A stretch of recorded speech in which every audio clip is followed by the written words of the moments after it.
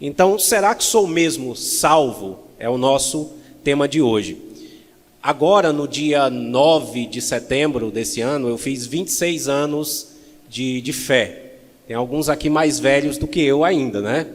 Mas eu fiz 26 anos de fé e já estou velho já, né? Já estou quase no ministério de Paulo. Paulo tinha 35 anos de ministério. Mas, enfim... E eu me converti em 1997, uns 4 séculos aí atrás, se vocês voltarem. Eu tinha 17 anos de idade, né? E naquela época a gente não aceitava Jesus, a gente não se convertia, a gente passava para a lei dos crentes. Era assim naquela época. As pessoas, elas diziam assim, fulano passou para a lei dos crentes. E às vezes... Eu acho incrível, naquela época tinham poucos crentes aqui nessa cidade ainda, tínhamos 2 igrejas somente, as pessoas não iam para a igreja, odiavam os crentes, mas você se convertia uma noite lá, no outro dia já estava todo mundo sabendo, fulano passou para a lei dos crentes. E quando eu me converti, eu até pensei em ficar meio escondido ainda, né? Eu vou lidar com isso com mais calma, eu vou explicar para a minha família devagarzinho. E no outro dia, quando eu fui almoçar na casa do meu pai disse, que história é essa que eu ouvi, que você passou ontem para a lei dos crentes? E ali foi uma discussão terrível, uma perseguição terrível, era dessa forma. As minhas professoras, na época, quando souberam, né, várias professoras, me cercaram lá na biblioteca da escola, com a mão no rosto, o que foi que aconteceu contigo, que você passou para a lei dos crentes? Era como se você tivesse sofrido um acidente grande, como se a sua casa tivesse pegado fogo, era dessa forma. E naquela época não era light como é hoje, não era fácil como é hoje, tá? Não é para minha glória não, é porque não era mesmo. Se você aceitasse a Jesus como Salvador, você era odiado, simplesmente porque era. Então muitas vezes na escola eu recebia ameaças de surra de pessoas que eu nem conhecia. Fulano vai te bater porque você é crente, mas eu não sabia quem era fulano. E no meu caso ainda tinha outras coisas mais terríveis ainda, outras ameaças. E me converti, aceitei a Jesus como Salvador, passei para a lei dos crentes com 17 anos de idade, me batizei nas águas, fui batizado no Espírito Santo, comecei a ajudar na igreja, evangelizar, pregar para pessoas, né? Com o tempo fui separado ao diaconato, com o tempo fui separado ao presbitério na igreja, fui para o seminário, cursei teologia, missiologia, fui separado ao pastorado, pastoreei a igreja, abrimos trabalho, implantamos trabalhos, seguimos a trajetória que eu acho que todo mundo aqui que tem um certo tempo segue. Na minha vida pessoal, namorei, noivei, casei com a minha primeira namorada, 2 anos de namoro sério, certo? Não podia nem pegar na mão, que senão era excluído da igreja. Quem não fez assim vai acertar contas com Jesus lá no céu quando for, que é o certo. Mas enfim, tive minhas filhas, né? E a minha vida pessoal foi tocada e transformada por Jesus para a glória de Deus. Em relação à vida espiritual, tive experiências, né? Só um breve resumo aqui para a gente falar sobre salvação. Tive experiências com Jesus, falei em novas línguas, fui curado várias vezes através da oração dos irmãos, orei por pessoas para serem curadas, foram curadas, outras eu orei, não foram curadas, né? Evangelizei, ganhei várias pessoas para Jesus, para a glória de Deus nessa trajetória, algumas até hoje são pastores, são líderes, ajudei a discipular, muitas delas, infelizmente, algumas morreram, umas morreram com salvação, outras morreram sem salvação. Então, nesse intervalo de 26 anos aí, vivi essas experiências. Orei por pessoas por batismo com o Espírito Santo e as vi receber esse dom. Experimentei milagres, expulsei demônios, todas essas coisas que é de praxe. E agora o meu discurso vai ficando parecido com alguns discursos que alguns que chegam para Jesus lá disseram, mestre, no teu nome eu não fiz isso, eu não fiz aquilo. Então, todas essas experiências nesses 26 anos foram bênção, né? Graças a Deus nunca me desviei, nunca me afastei, nunca saí dos caminhos do Senhor, nunca também senti essa atração pelo mundo mais, para a glória de Deus, não havia nada lá que me tentasse a voltar, não porque eu sou alguma coisa, mas porque eu acho que o que eu recebi é muito maior do que aquilo que lá, como alguns aqui sabem e sentem, o mundo tem para nos oferecer. Mas eu acho que todos aqui concordam, alguns que têm até uma trajetória parecida, muitos aqui têm, que todas essas coisas não adiantariam de nada se eu não fosse salvo. Não é verdade? Na verdade, seria uma grande desgraça pessoal, porque você viveu ali a sua vida na fé, você experimentou, você esteve ali, mas você no final foi deixado de fora. E por isso eu resolvi optar por esse tema, para que nós venhamos a refletir sobre a nossa salvação pessoal. Então, será que eu sou mesmo salvo? Será que eu sou realmente salvo? E tem algumas perguntas que eu gostaria que cada um aqui que tem essa experiência de fé, mesmo os velhos na fé como eu, se fizessem hoje e que a gente meditasse junto nisso. Então, o nosso versículo tema, ele está em 2 Coríntios, o capítulo 13, o versículo 5, na versão Almeida revisada, né? Eu acho que é isso, Ara. Amém. E nos diz assim a palavra de Deus. Em 2 Coríntios capítulo 13, o versículo 5, examinai-vos a vós mesmos, se permaneceis na fé, provai-vos a vós mesmos, ou não sabeis quanto a vós mesmos que Jesus Cristo está em vós, se não é que já estáis reprovados. Então esse versículo aqui, embora ele faça parte de um texto maior que fala sobre outras coisas também, eu achei ele pertinente, porque ele nos instiga a examinar a nós mesmos constantemente, a ficar observando, a ficar avaliando. Eu acho muito importante para um cristão essa atitude de se autoavaliar, porque uma coisa é você ter se convertido um dia, você ter sido transformado um dia, mas será que hoje você ainda é uma pessoa regenerada, uma pessoa transformada? Tem uma ilustração antiga que os irmãos usavam antigamente, na minha época, que diziam que um cristão convertido, ele era como uma ponte recém-construída. Ele estava construído ali, as águas passavam com toda a fluidez, com toda a liberdade, mas com o passar do tempo, o lodo ia se formando embaixo daquela ponte, os galhos iam se enroscando ali, a sujeira ia passando também, e aquela passagem de água, ela se tornava obstruída, e aquela ponte já não era mais tão eficiente como ela era para o que ela foi construída. Então nós muitas vezes, irmãos, quando eu me converti, né, nós muitas vezes deixamos certas coisas irem se acumulando em nosso coração, na nossa vida. E quando eu me converti, eu estava até conversando com a minha esposa lá em casa ontem, a minha experiência foi uma experiência maravilhosa. A oração que eu fiz quando eu me converti, eu me lembro até hoje, eu disse o seguinte, com 17 anos, Deus, eu não sei se amanhã eu vou ser crente. Essa foi a minha oração. E na verdade, quando eu disse isso, eu já sabia que eu não seria, porque eu não tinha forças para isso. Mas eu vou entregar o meu coração a Ti hoje. Eu vou Te aceitar como meu único e suficiente Salvador. E se eu não acordar amanhã crente, né, porque eu achava que ser crente era uma coisa, era um estado, era uma coisa assim, transcendental. Baixava um crente em você e você já saía gritando aleluia com a Bíblia debaixo do braço. E eu disse, eu não sei, provavelmente não, mas eu vou Te aceitar. E a minha experiência foi incrível, eu nunca mais vivi algo daquele jeito, porque quando eu saí ali, chorei, senti uma leveza, uma coisa incrível, e eu olhava para o céu, eu já preguei isso naquela época também, e eu via o céu diferente, eu olhava para os postes, para as luzes, e tudo era diferente, parecia uma imagem diferente, né? Parecia que você estava enxergando em 4K, era uma coisa diferente, brilhava, era as pedras do calçamento, eu me lembro de olhar e falar para os meus amigos que estavam comigo, dizer, olha, tá muito diferente, eu ria com aquilo ali, eu ficava rindo. E na minha época de convertido, eu era igual um doido, eu andava cantando no meio da rua, nenhuma condenação há para quem está em Ti, Jesus, e alguém me xingava, e aí era que eu me animava mais, e era dessa forma a alegria da salvação. Loucura, né? Hoje a gente já está mais comportadinho, mas essas coisas passam, não é? Essas coisas passam, a gente vai envelhecendo, vai amadurecendo, de maneira que a gente vai fazendo concessão para determinadas situações. Antes a gente via as pessoas, quando eram novos convertidos, como santos. Todos eram santos. Quando os pastores falavam comigo, era como se Pedro, Paulo, João estivessem falando comigo. Todos eram santos. A irmã do ciclo de oração era santa, todo mundo era santo. O único pecador ali era eu.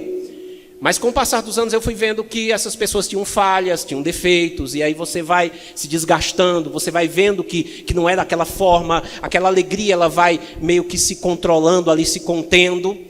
E é nesse momento que nós precisamos ficar avaliando, analisando. Eu ainda estou com o mesmo zelo que eu estava naquela época, eu ainda sinto as mesmas coisas, eu ainda me dou a Cristo da mesma maneira, eu ainda sou apaixonado ao ponto de andar cantando no meio da rua, nenhuma condenação há para quem está em ti, Jesus. Eu ainda me esforço para pregar para as pessoas, para orar, para buscar a Deus, para servir, para ser alguém na presença de Deus. E esse versículo, ele nos fala um pouco sobre isso. E o primeiro ponto aqui dessa mensagem que eu queria tratar com os irmãos, a salvação é algo que eu posso sentir? Porque às vezes a gente pensa, né, que a salvação é algo que a gente sente. Eu sinto que sou salvo. A realidade é que não. Salvação não é algo que você necessariamente sente. É claro que você passa por aquelas situações que você sente a alegria da salvação, né? Você levanta de manhã e diz assim, nossa, como eu estou salvo hoje. Como eu estou me sentindo salvo hoje. Como eu estou bom hoje. Mas o coração é enganoso, tá? Cuidado com o coração.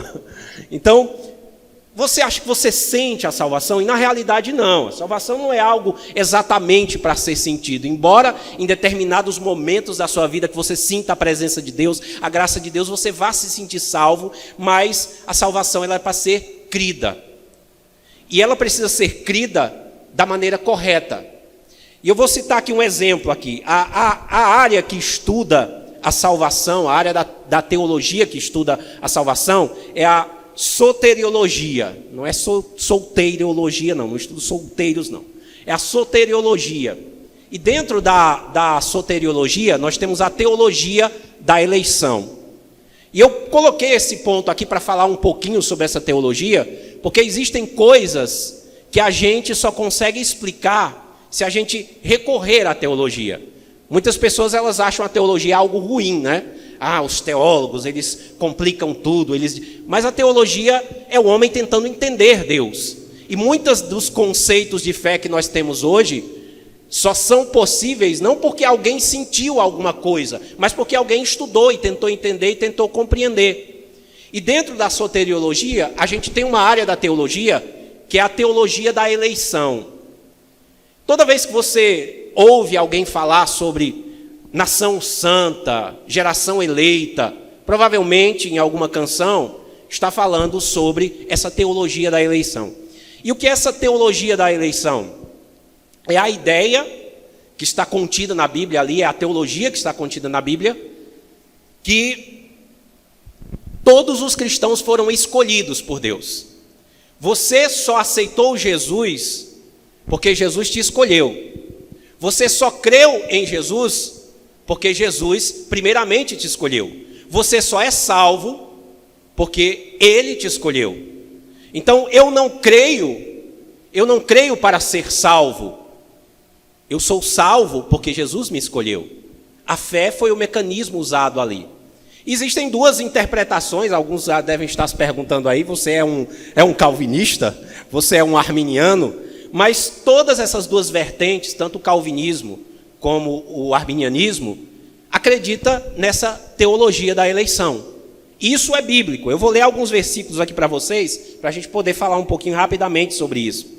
Em Efésios 1, 4 e 5, está escrito assim: assim como nos escolheu, nele antes da fundação do mundo, para sermos santos e irrepreensíveis perante ele, e em amor nos predestinou para ele, para a adoção de filhos, por meio de Jesus Cristo, segundo o beneplácito da sua vontade. Então esse versículo está dizendo que ele nos escolheu antes da fundação do mundo. Você só é capaz de crer porque você foi escolhido. E ele nos predestinou. E a gente tem uma barreira quando a gente fala dessa palavra de predestinação, mas vocês vão entender já já o que isso aqui quer dizer.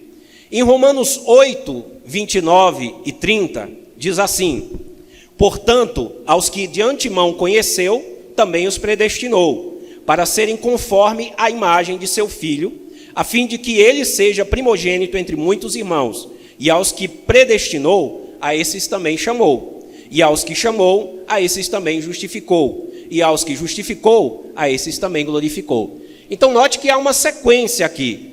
Ele de antemão predestinou essas pessoas para serem salvas, certo? E aos que predestinou, ele chamou. Então você só foi chamado porque você foi primeiro escolhido. Não foi você que tomou a decisão de aceitar a Jesus, de buscar a Jesus. Foi Jesus que buscou você e aceitou você com os seus pecados e falhas, limpou você, regenerou você, transformou você e colocou em você o direito de ser chamado de filho dele através da adoção. Em João 6 e 37, também temos um versículo que diz: todo o que o Pai me dá, esse virá a mim, e o que vem a mim, de modo nenhum lançarei fora. Então, todo o que o Pai me dá, primeiramente o Pai deu. E depois que o Pai deu, escolheu, ele vai a Jesus. E Jesus não lança essa pessoa fora. E o último versículo aqui, existem muitos outros versículos, eu até deixei no meu esboço aqui da pregação, caso alguém queira depois conferir. Está em 2 Timóteo 1 e 9, que nos diz assim: ele nos salvou e nos chamou com santa vocação, não segundo as nossas obras, mas conforme a sua própria determinação e graça, que nos foi dada em Cristo Jesus, antes dos tempos eternos. Então você está hoje aqui, ou você é salvo, porque antes de tudo, Deus, ele te escolheu. Um exemplo disso, para que fique um pouco mais ilustrado, para a gente entender, quando Isaac, antes de Isaac ter Jacó e Esaú, a Bíblia diz que Deus os escolheu. Nós temos versículos que falam disso. E ele, antes disso, antes que eles fizessem o mal ou o bem, a Bíblia diz que Deus destinou e disse que o mais velho serviria ao mais novo. Então veja que a diferenciação entre quem ia servir a quem seria o escolhido realmente, foi feita antes mesmo que eles nascessem. E muitas outras situações na Bíblia, nós vemos pessoas sendo escolhidas desde o ventre da mãe, antes mesmo de nascer, antes mesmo daquela pessoa se provar boa ou má, antes mesmo daquela pessoa ser capaz de crer ou acreditar. E não acho que eu estou pregando isso aqui é calvinismo não, tá? Isso aqui é uma doutrina clara, tanto o arminianismo como o calvinismo acreditam nisso. A diferença entre o arminianismo e o calvinismo é que no calvinismo eles acreditam na graça irresistível só para aqueles que foram escolhidos. E eles afirmam que de maneira nenhuma um salvo escolhido lá desde o início vai perder a salvação. E no arminianismo eles acreditam que pode haver a apostasia deste salvo e que este salvo pode resistir à graça. Ele pode dizer, não, eu não quero, e com isso perder a salvação.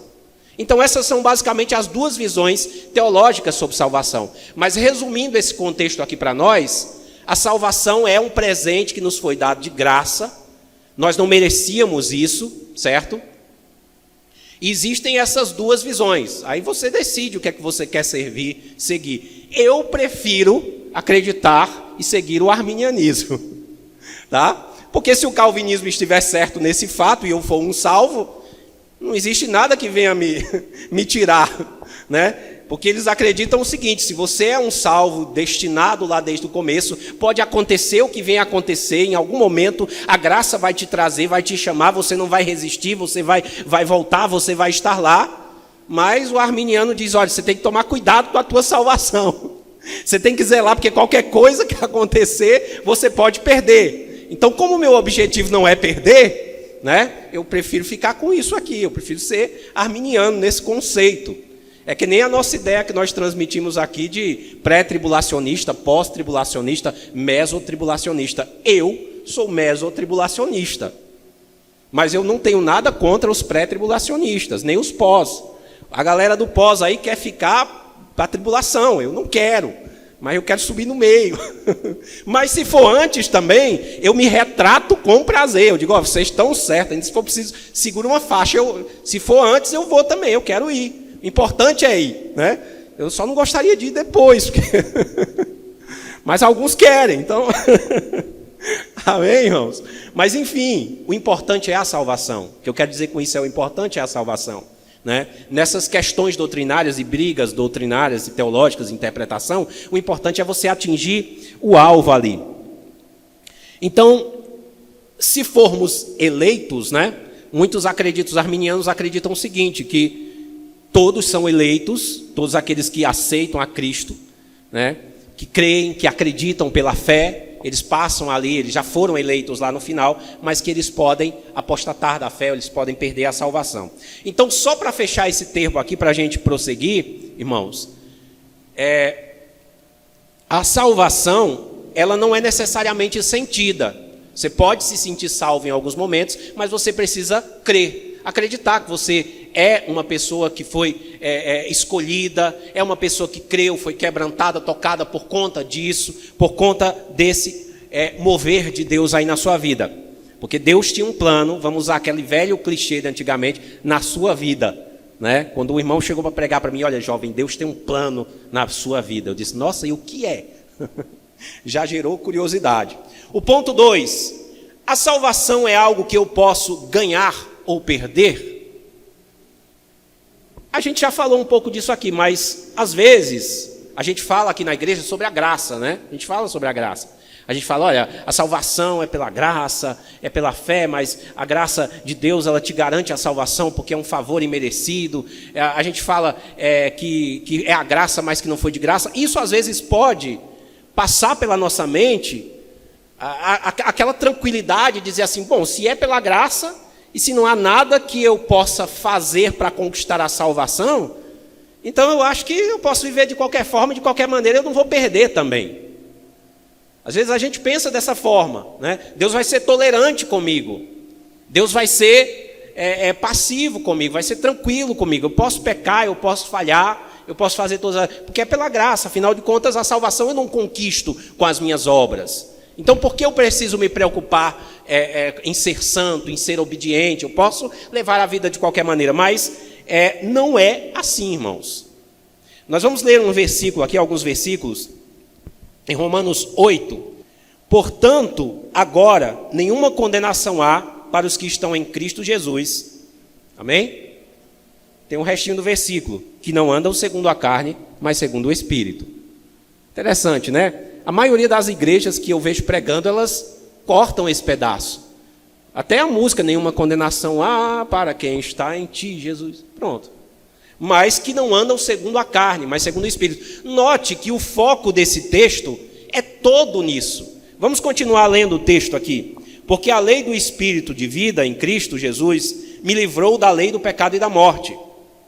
Porque o que era impossível à lei, visto como estava enferma pela carne, Deus enviando o seu Filho, em semelhança de carne do pecado, pelo pecado condenou o pecado na carne, para que a justiça da lei se cumprisse em nós, que não andamos segundo a carne, mas segundo o Espírito. Então a justiça da lei se cumpre em nós, mas que não andamos segundo a carne. Porque os que são segundo a carne inclinam-se para as coisas da carne, mas os que segundo o Espírito para as coisas do Espírito. Porque a inclinação da carne é morte. Olha só, pois não é sujeita à lei de Deus, nem verdade pode ser. Portanto, os que estão na carne não podem agradar a Deus.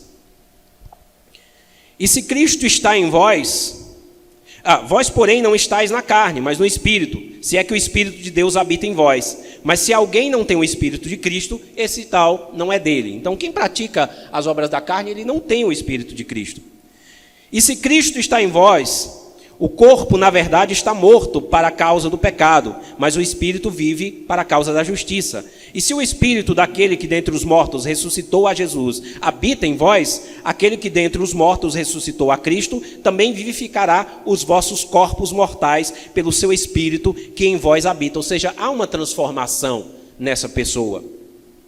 De maneira que, irmãos, somos devedores, não à carne, para viver segundo a carne, porque se viverdes segundo a carne, morrereis. Mas se pelo Espírito mortificar-vos as obras do corpo, vivereis, porque todos que são guiados pelo Espírito de Deus são filhos de Deus. Então a gente vê critérios aqui. Isso aqui não é condição para a graça, mas isso aqui é condição para alguém que é salvo. Quem é salvo pratica essas coisas, vive pelo Espírito. Quem é salvo vive uma vida diferenciada. Quem é salvo pratica atitudes diferenciadas. Quem é salvo se policia em relação à carne, porque isso aqui está falando exatamente sobre policiar-se em relação à carne, né? Em 1 Coríntios, capítulo 9, 23 e 27, e também em 1 Coríntios, capítulo 10, 1 e 12, porque o texto continua, nós temos um texto que também nos diz isso, ó. E eu faço isso por causa do Evangelho, para ser também participante dele. Não sabeis vós que os que correm no estádio, todos na verdade correm, mas um só leva o prêmio? Correi de tal maneira que o alcanceis. E todo aquele que luta de tudo se abstém. Eles o fazem para alcançar uma coroa corruptível, nós, porém, uma incorruptível. Pois eu assim corro, não como a coisa incerta, assim combato, não como batendo no ar. Antes subjugo o meu corpo e o reduzo à servidão, para que pregando aos outros, eu mesmo não venha de alguma maneira a ficar reprovado. Olha que coisa interessante, o apóstolo está preocupado aqui em ter uma vida em que ele mortifique a sua carne, para que não aconteça que ele que prega às outras pessoas, ele que transmite, ele não venha a ficar reprovado. Então, isso nos leva a entender, né, que nós precisamos lutar. E no finalzinho do texto, aqui no versículo 12, ele vai dizer o seguinte: aquele, pois, que cuida estar em pé, olhe para que não caia. Então, segundo esses versículos, é possível cair. Embora a graça seja graça, embora a salvação seja um favor imerecido, isso nos leva a entender que nós podemos apostatar da nossa fé, que nós podemos deixar de cuidar da nossa salvação, nos policiar. E eu não estou falando de pecados que você cai corriqueiramente. Eu falhei, eu menti, eu cometi algum erro aqui, eu desejei o mal, eu tive inveja. Coisas que a nossa natureza de vez em quando vai colocar para fora em um momento ou outro. Você se ira, você se revolta, né? Você sente essas... Eu não estou falando disso, eu estou falando daquele que se entrega ao pecado. E tem muitas pessoas dentro da igreja hoje que não são salvas porque se entregaram ao pecado. Elas adotam uma vivência pecaminosa, elas vestem uma roupa de crente, né? Elas vestem uma personalidade de crente, mas elas praticam coisas que são totalmente carnais, com plena consciência que aquilo é carnal, com plena consciência que aquilo desagrada a Deus e com plena consciência que eles vão para o inferno por isso. Alguns acreditam que são salvos, né, porque receberam uma oração. Tem um testemunho que há algum tempo eu vi do Charles Spurgeon, que ele contou, que ele fala que os bispos na Inglaterra, antigamente, os ministros, né, pregadores, eles podiam andar ali a Inglaterra inteira e eles podiam se hospedar em hospedarias, dormir, comer, e eles não pagavam nada, porque eles eram pessoas especiais ali. Havia uma lei ali, havia um costume ali. E um dia um ministro do Evangelho foi se hospedar em uma hospedaria, uma viagem, e ele chegou naquele lugar ali, e ele pediu um quarto, e o estalajadeiro ali deu o quarto para ele. Ele foi, jantou ali à noite, naquele pequeno restaurante, e subiu para o quarto, e aquele homem que era dono daquela hospedagem ficou observando ele, e ficou vendo ele ali, e viu que ele não evangelizou, viu que ele não abriu a Bíblia, viu que ele não orou, subiu até o quarto, ficou observando ali onde ele dormia. Não sei como ele viu, mas o testemunho de Spurgeon diz que ele viu que ele não leu a Bíblia, viu que ele não dobrou os joelhos, viu que ele não orou, e simplesmente dormiu e deitou. E no outro dia de manhã, quando ele foi fazer o check-in ali naquele balcão, ele foi agradecer ali, o estalajadeiro apresentou-lhe a conta. E ele olhou para a conta e disse: tem alguma coisa errada. E ele perguntou por quê? Porque eu sou um ministro, eu não pago Aí ele disse: olha, eu observei o senhor ontem, o senhor veio aqui como ministro, mas o senhor não pregou, o senhor não leu a Bíblia, o senhor não fez uma oração, o senhor não cantou um louvor, o senhor sequer orou quando foi se deitar. Por que o senhor acha que deve receber um tratamento diferenciado daqueles que não são ministros? E da mesma forma nós, cristãos, né? Por que nós achamos que devemos receber um tratamento diferenciado só porque nós um dia fizemos uma oração, citando Paul Walsh aqui, aceitando a Cristo como Salvador, viemos à frente e nos convertemos? Então nós vamos receber a mesma paga que aqueles que não fizeram isso receberam, porque o que vai modificar aí também é as nossas práticas. É se nós apostatarmos da nossa fé, nós vamos ter a recompensa, né? Se nós deixarmos a nossa fé, nós vamos ter a recompensa que os ímpios terão. Então, aquele que cuida estar de pé, olhe para que não caia. Por isso que o meu versículo inicial, eu falei exatamente sobre isso, né? Eu falei exatamente sobre examinar a nós mesmos constantemente, avaliar. Então, a salvação, segundo esses textos, é algo que nós podemos ganhar ou perder? Segundo esses textos, sim, né? É claro que o ganhar, talvez, vamos dizer que não dependa necessariamente de nós, mas o perder depende. Mesmo que nós estejamos eleitos, fomos chamados, fomos escolhidos, se nós tratarmos o Espírito Santo de qualquer maneira na nossa vida, na nossa trajetória, no nosso trabalho, com os nossos amigos, com o nosso comportamento, nós vamos entristecer o Espírito Santo e vai sobrar só a carne. Vamos prosseguir aqui, irmãos. Ponto 3 aqui, são só 4 pontos, tá? Não se preocupem. O ponto 3 é como um salvo se comporta. Aí nós vamos falar sobre comportamento, né? Então nós já sabemos aqui pelo nosso índice aqui dessa mensagem, deixa eu voltar aqui, que a salvação é algo que eu posso sentir. A pergunta é, não necessariamente, né? Nós já sabemos também que a salvação é algo que eu posso ganhar ou perder, no ponto 2, sim. Ganhar não necessariamente, mas perder, sim. E como um salvo se comporta? Esse é basicamente o segredo de nós tratarmos a salvação com responsabilidade. Na mensagem de Paul Walsh, que eu citei aqui, né, até fiz a referência aqui, ele colocou um ponto que até os irmãos já compartilharam aqui, que ele diz o seguinte: um salvo odeia o que Deus odeia e ama o que Deus ama. Então, quais são as características do comportamento de um salvo? Um salvo odeia o que Deus odeia e ama o que Deus ama. Então, todas as coisas que você pratica e vive durante o dia, porque, irmãos, salvação é no nosso dia a dia, não é na igreja, certo? Não é na igreja, não é porque eu estou cantando um hino aqui ou pregando que eu sou salvo. Na realidade, isso que eu estou fazendo aqui não tem nada a ver com a minha salvação pessoal. A minha salvação pessoal passa pela minha fé, passa pelo meu arrependimento, pelo meu quebrantamento e pela misericórdia de Deus em dar o seu único filho pela minha vida. Mas um salvo, ele ama o que Deus ama e ele odeia o que Deus odeia. Então, basta você saber isso. O primeiro ponto é você saber disso. Você está praticando coisas que Deus odeia? Você sente prazer em coisas que Deus odeia? Você está amando coisas que Deus ama? Porque às vezes a gente está amando outras coisas, né? É por isso que a Bíblia fala sobre o nosso coração, né? Onde estiver o nosso tesouro, as coisas que a gente gosta, aí também estará o nosso coração. Então, se eu amo outras coisas, só estou interessado em outras coisas, se as coisas que me fazem vibrar, que me tocam, que me emocionam, que me impulsionam, são coisas que desagradam a Deus, então logo eu não tenho Deus na minha vida. Eu não sou de Deus, eu não sou um salvo. Então esse é um padrão para nós nos avaliarmos também. Um salvo se preocupa com a salvação dos outros. Eu acho que a principal coisa que Deus se preocupa é com a salvação do homem, né? Na realidade, ele se preocupa tanto que ele mandou o seu único filho e o moeu. A Bíblia fala que ele foi moído. Foi um sacrifício assim terrível. Foi um sacrifício assim absurdo. Ele foi moído por as nossas transgressões.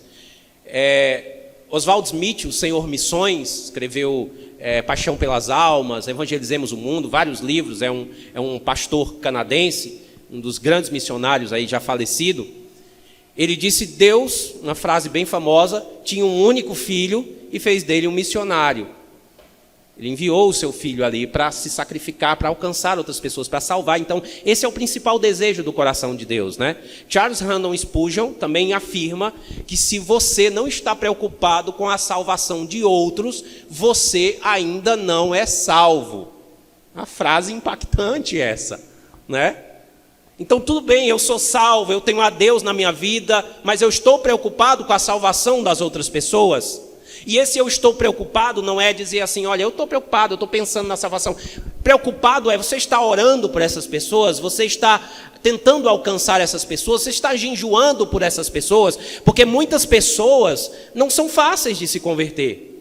Não são da noite para o dia, não, irmãos. Não são. A gente começa orando, começa jejuando, começa se consagrando, para que elas se convertam. E a gente vai procurando um caminho para entrar, a gente vai achando ali até que a gente consegue. Às vezes demora anos, né? Minha irmã demorou anos para se converter. Oração, jejum, consagração, até que se converteu. Chegou um momento que eu pensei, não vai, mas foi. Aceitou a Cristo como Salvador. Outras só vão se converter no leito de morte. Aquela pessoa que foi contra o Evangelho em todos os momentos, mas aí no leito de morte ali, diante da morte, o camarada muda, começa a tentar enxergar as coisas diferentes, a palavra está lá, de repente aceita a Cristo. Então, você precisa se preocupar com a salvação dos outros. Se você não se preocupa com a salvação de outras pessoas, você corre o risco de não ser salvo. Um salvo busca, em primeiro lugar, o reino de Deus. E existe um conflito nesse versículo aqui. Eu gostaria de ler esse versículo aqui para os irmãos, em Mateus 6, 33 e 34, que diz assim: mas buscai primeiro o reino de Deus e a sua justiça, e todas essas coisas vos serão acrescentadas. Esse versículo aqui é um versículo que ele é pequeno, mas ele fala muito dentro do seu contexto aqui. Porque ele diz, buscai primeiro o reino de Deus e a sua justiça. Buscai primeiro o reino de Deus e o seu cumprimento. O reino de Deus na sua vida. A sua vida precisa ser um modelo do reino de Deus. E quando coloca a sua vida, não é o seu momento na igreja, não é o seu momento aqui, não é o seu louvor aqui na frente, não é o grupo de louvor que você participa, não é as reuniões que você faz, não é isso, é a sua vida, é você no trabalho, é você na escola, é você na sua casa. Você tem que trazer esse reino de Deus para a sua vida. E muitas pessoas até interpretam isso errado, achando que nós devemos focar sempre na oração, no jejum, nisso e naquilo, em estar sempre fazendo isso cada vez mais, e não se preocupar tanto com a matéria, e não se preocupar tanto com diversão, e não se preocupar, não é isso não, irmãos. É trazer o reino de Deus para a nossa vida. Se você está se divertindo, faça isso para Cristo, porque Cristo se alegra em ver você se divertindo. Ele não teria criado você com a capacidade de rir, se você não fosse rir. Pensa que coisa torturante que seria, né? Eu gosto de distrações, eu gosto de jogar videogame, eu gosto de assistir séries, assistir filmes, só que eu tenho que passar todas essas coisas pelo crivo da palavra de Deus. Isso está me afetando, isso está destruindo a minha vida, isso está me inspirando a outras coisas, a outras vontades. Eu estou vendo coisas que Deus não quer que eu veja, eu estou sentindo coisas que Deus não quer que eu sinta, eu estou compactuando com coisas que Deus não ama. Então o crente tem que passar a sua vida por esse crivo aqui para analisar, para ver se realmente como é, e trazer esse reino de Deus para a sua vida. E a justiça é o cumprimento. Você tem que ser justo, e esse reino tem que se cumprir na sua vida. E todas estas coisas vos serão acrescentadas. O que são todas essas coisas? Todo o resto. Só que esse todo o resto não é menos importante. Esse todo o resto aqui é consequência, é complemento, é um bônus. Quando você segue a Deus e serve a Deus, todo esse bônus aqui de coisas que você quer, eles vão vir para a sua vida. Alguns não vão. Porque existe um plano de Deus também. Tem coisas que Deus não vai te dar, porque se te der, te destrói, ou não é o plano, não é o projeto. Eu já falei aqui numa mensagem um dia desse aqui, que a gente queria ir para Paris. Hoje, Deus me livre para Paris. Já pensou se eu tivesse ido? Canadá, vários outros países. Deus me livre. Hoje são países que eu digo, nossa, nunca iria para esses países. Vocês entendem isso? Então a gente acha que essas coisas que nós vamos ter de Deus são tudo que a gente quer. Não. É aquilo que você precisa, é aquilo que vai ser bênção para a sua vida, é aquilo que vai ser bom, que vai te fazer crescer. Então, é esse o reino de Deus, você precisa viver isso. E um salvo também, irmãos, ele conhece a Jesus, ama a Jesus e mantém um relacionamento com Ele, ainda que isso seja muito difícil.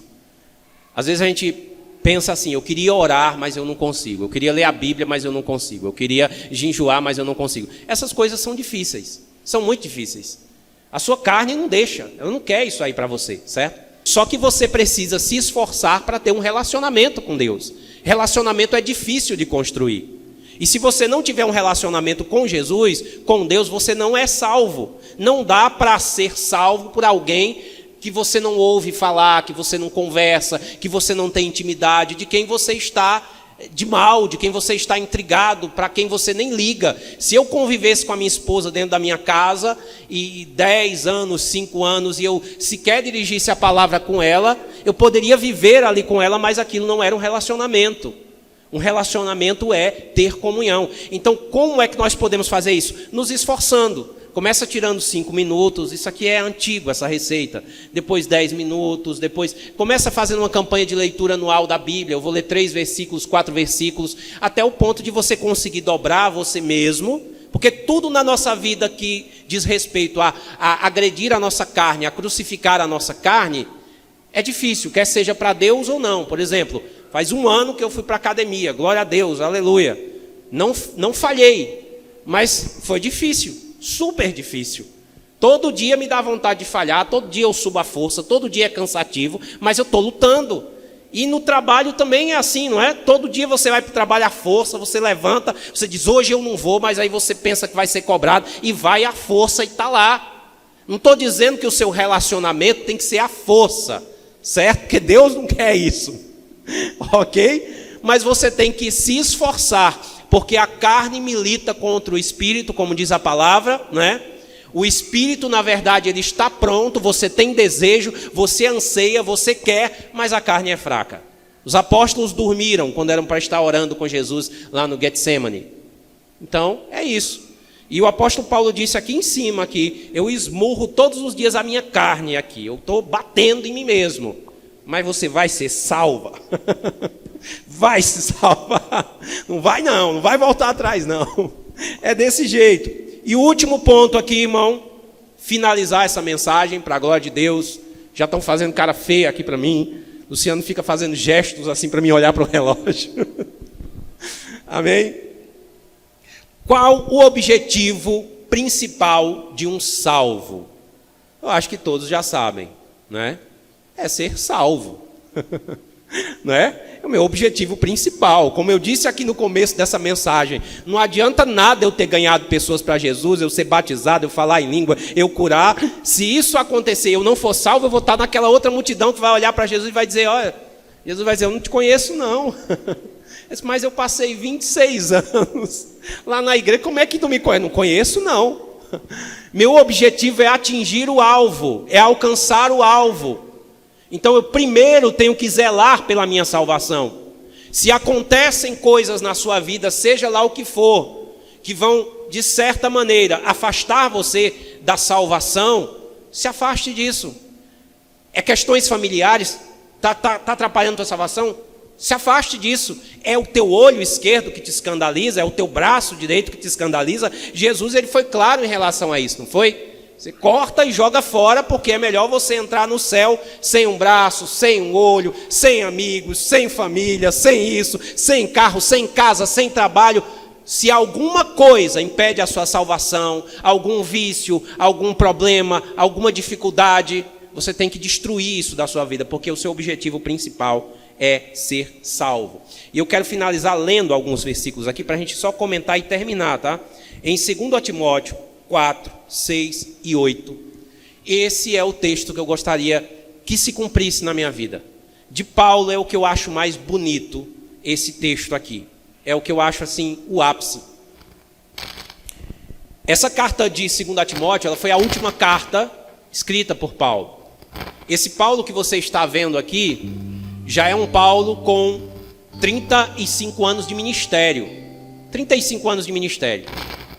Esse Paulo aqui já passou por naufrágio, esse Paulo já foi açoitado, esse Paulo já chegou a se desesperar da própria vida, como ele disse. Esse Paulo já viveu todas as experiências de ganhar pessoas, de construir comunidades, de ser traído pelos seus amigos, de ser desprezado por Timóteo quando estava lá preso, teve vergonha das cadeias de Paulo, ficou intimidado. E ele está escrevendo a Timóteo aqui. Esse Paulo aqui é um homem que não é aquele Saulo que estava lá aos pés de Estevão ali, quando Estevão estava sendo morto ali, não é. Esse Paulo é um homem que teve uma experiência com Deus e que viveu uma trajetória. E ele diz o seguinte, porque eu já estou sendo oferecido, derramado como libação, por aspersão de sacrifício, e o tempo da minha partida está próximo.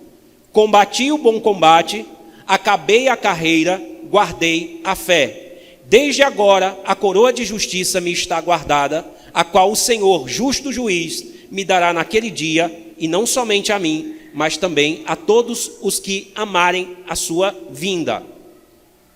E o que eu acho interessante aqui, é porque essa aqui é a palavra de alguém que percorreu esse mesmo caminho que eu e você estamos percorrendo agora, e que chegou no final vencedor.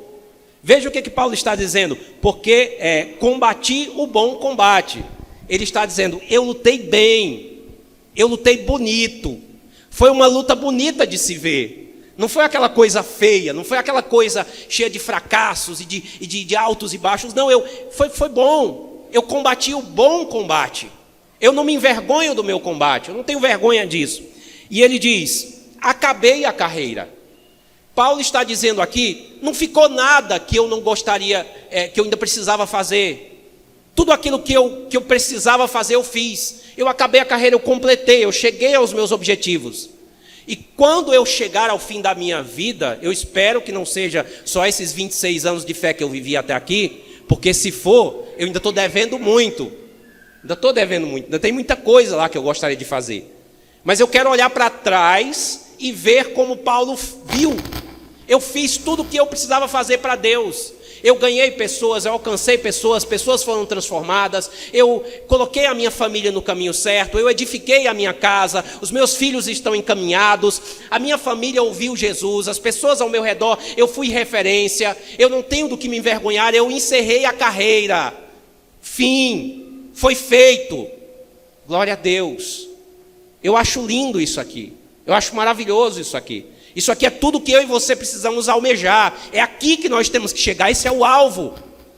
Chegar perante Deus e ser glorificado ali, porque como ele disse aqui, vai receber essa glória, essa coroa, não como alguém que vai receber de Deus só o louvor, como alguns vão receber, mas você fez.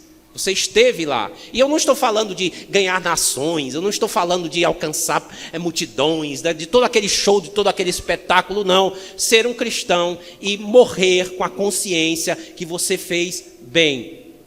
E ele finaliza dizendo aqui, guardei a fé.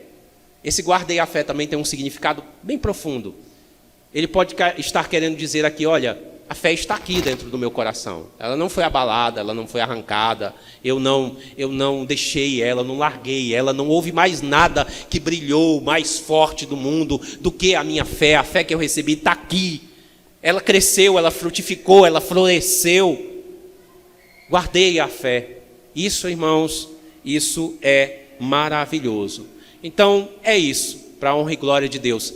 Nos façamos essa pergunta, será que eu sou mesmo salvo?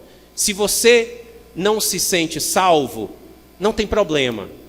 Tente obedecer a palavra, creia, acredite na palavra, passe a praticar a palavra de Deus, lute para ter uma intimidade, uma comunhão com Deus, fuja da aparência do mal, aquilo que parece com mal, não é nem o mal em si, mas a aparência só você já deve fugir.